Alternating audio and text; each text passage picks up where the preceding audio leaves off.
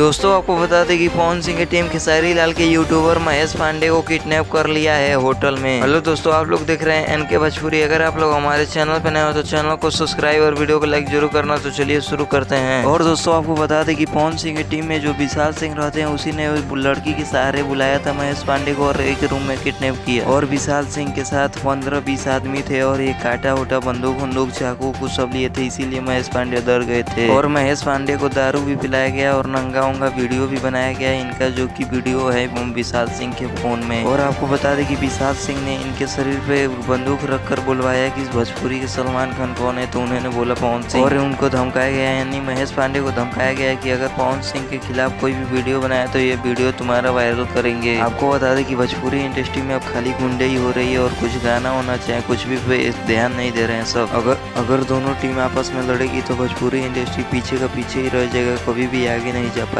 आपको बता दें कि महेश पांडे को मजबूरी में आकर सब बोलना पड़ा, तो कोई बात नहीं है। चैनल पे हमारे नए हो तो चैनल को सब्सक्राइब, वीडियो को लाइक